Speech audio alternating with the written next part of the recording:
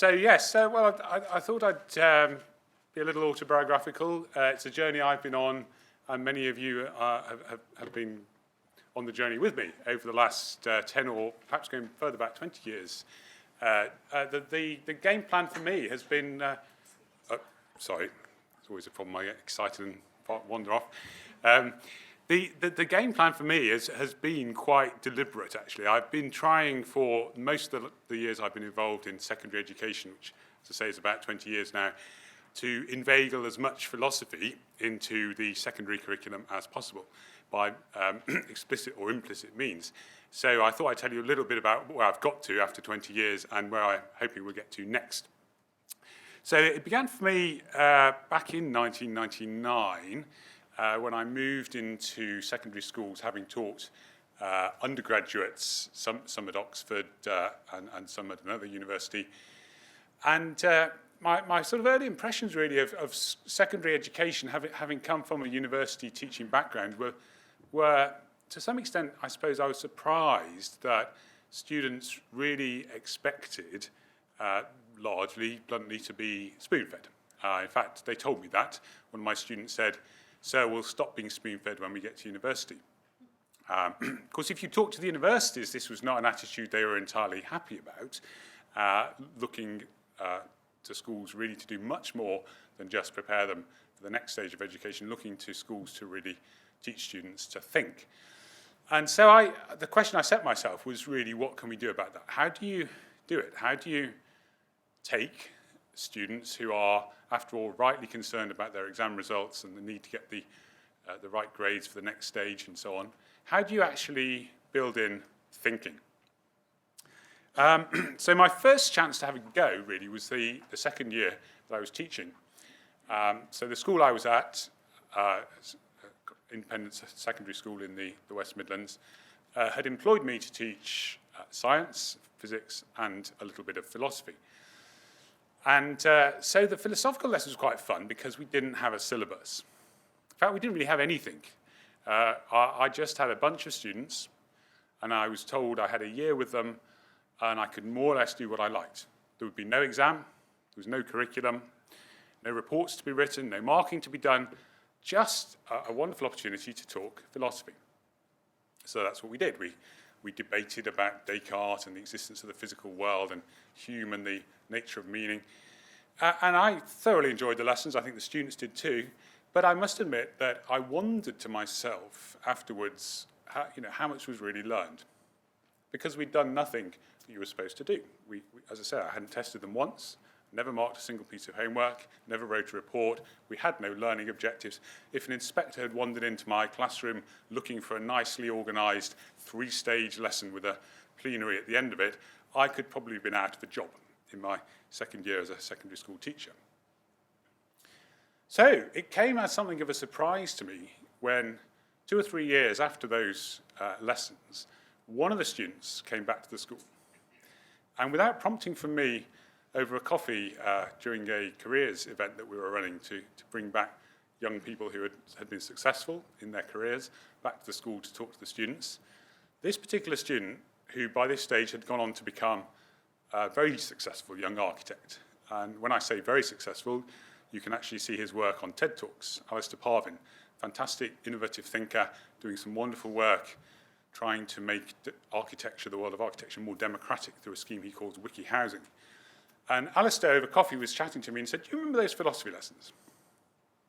It's funny, we never did an exam, but I remember more of that than anything else I did at school. And the reason was, he explained the reason, is because it was the time when he thought.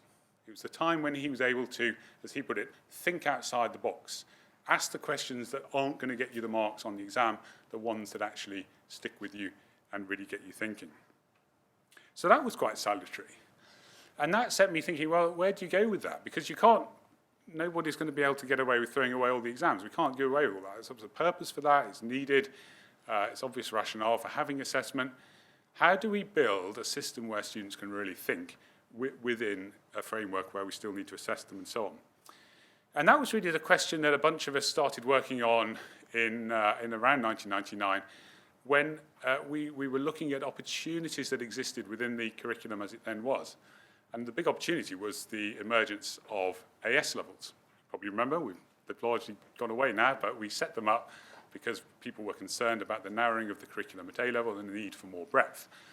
So a group of us got together and said, wouldn't it be nice if we could have a curriculum where the questions that most interest students, the ones that they actually really want to think about, could form the basis of the course. What would it look like? How would we teach it? How would we assess it? And the end result of a process of deliberation that a few of us engaged in for 4 or 5 years was a course called Perspectives on Science. And 1 or 2 people here will remember this because you helped train some of the initial teachers.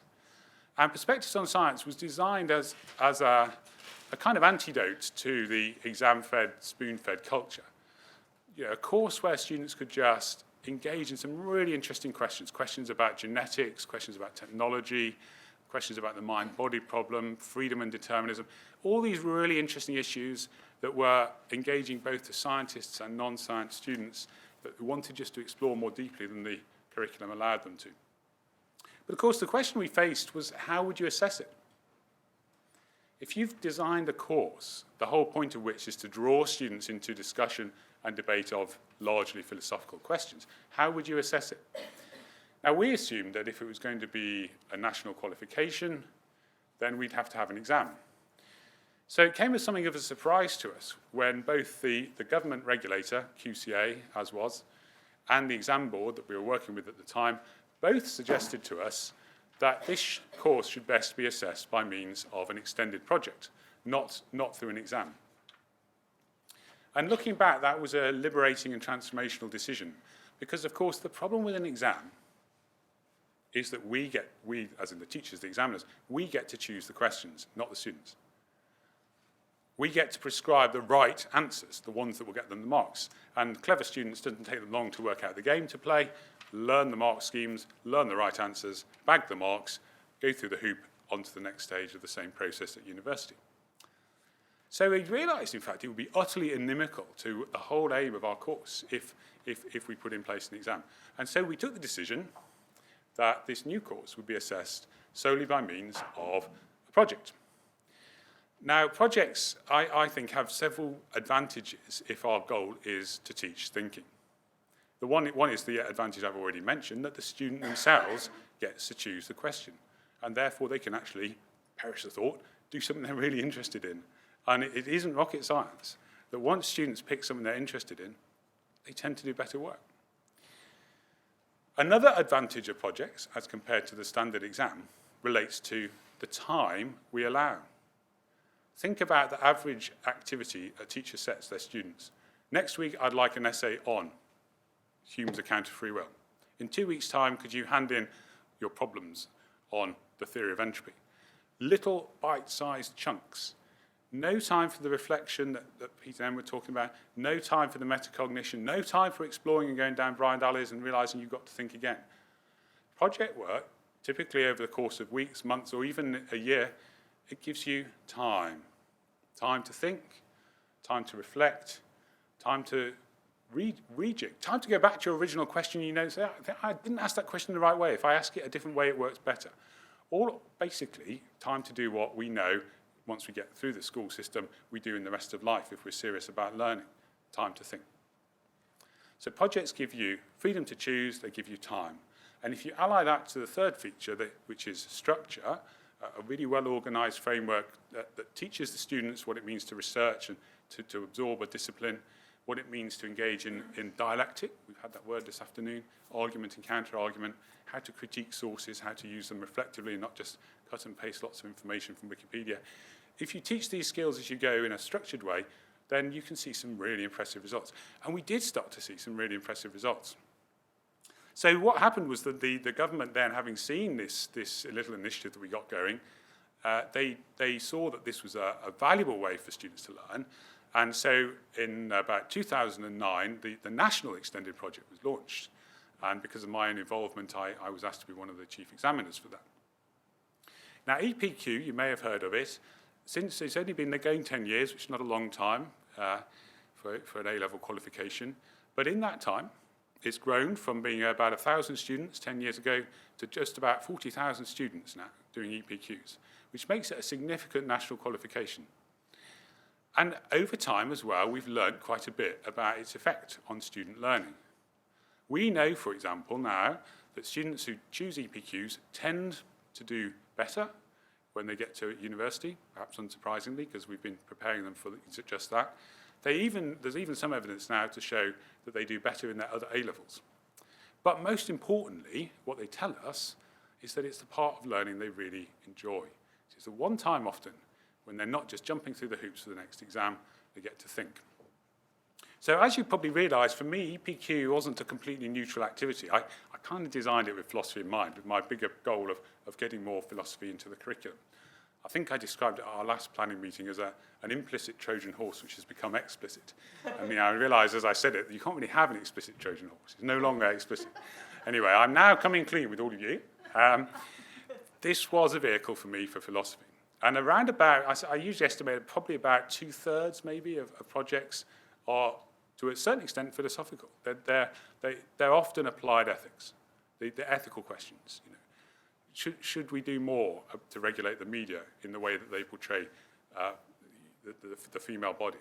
What should we be doing about animal welfare issues? Should we be concerned about the rise of AI and what would the ethical consequences be? These are the questions. If you allow students free choice, they're the questions they're thinking about, and therefore they're the questions they want to write about. Okay, so that's all well and good for the sixth formers. What about the younger students? So about 5 years ago, Anthony Grayling and I decided that it would be time to have a push to get more philosophy for younger students. And we put together a group, many of the people in the room today have been part of this, a group called the Philosophy in Education Project Team, to push the DFE to have a GCSE in philosophy. And we did what you have to do if you're going to try and get something onto the curriculum. We persuaded lots of schools this would be a good idea. Didn't take a lot of persuasion. Actually, lots said they'd love to do it. We drew up a specification. We laid out in detail the valuable educational benefits of doing philosophy. And we put all this in front of the DFE. And they said, no. Nothing really personal about it, nothing about you philosophers. We like philosophy, but we think the curriculum has been done.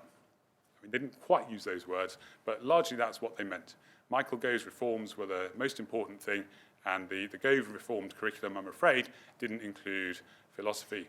And that, in the view of the DFE, was where teachers needed to focus their attention.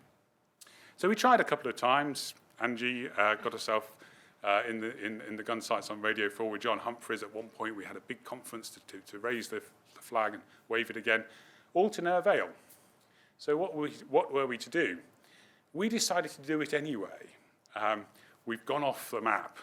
We've broken the rules. We're not doing this with the blessing, I'm afraid, better or worse, of Ofqual or the DFE. We're doing this anyway. You may not know, but there are, in fact, around about 200 exam boards in this country. And we decided to make it 201. So we have an exam board that I at Cranley School and colleagues at the New College of the Humanities, Anthony's the master, we've created an exam board. We've created a syllabus. We've got a course running. We had a little teacher training event online just last week. We had a little launch in the summer. We sent out some emails. We've got around about 30 schools already and probably about 800 students just within the scope of a few months. The programme exists just prior, actually, to GCSE. It's not a full GCSE. It's around about equivalent of a half GCSE in size. And we've just found a little niche for it, those years before the exam pressure kicks in, around about years 9, year 10.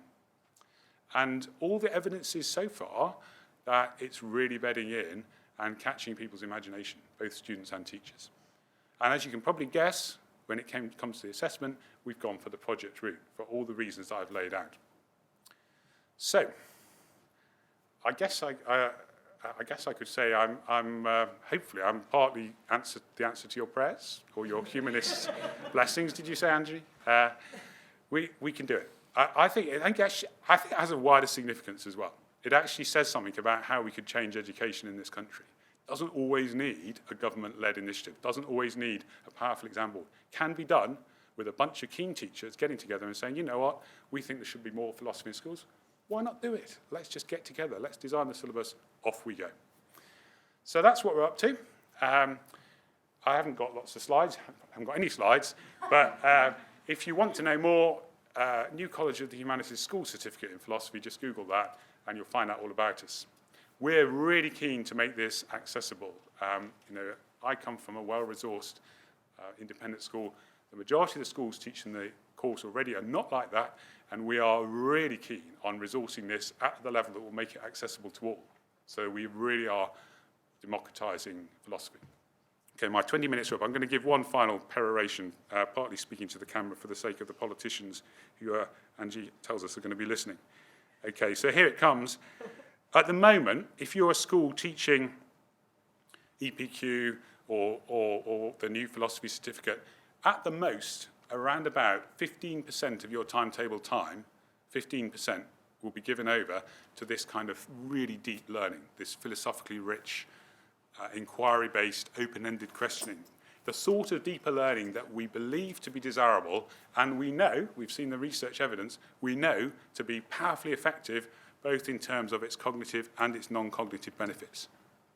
15% at the most. In the most go-get-'em, forward-thinking schools, 85% of the time is still spent with worksheets and mark schemes and what do I need to know for the next test. I think we can do better than that. I think the success of these initiatives that philosophy has played a really key role in helping to develop shows that we need to push that pendulum a lot further. Half of the time in the week, maybe not half the time, 30%. We could settle, I think, for a lesson, a day or two a week spent in this kind of learning. We know it works, we know it can be done, we should be doing it, and I think over the next few years we should be doing it an awful lot more.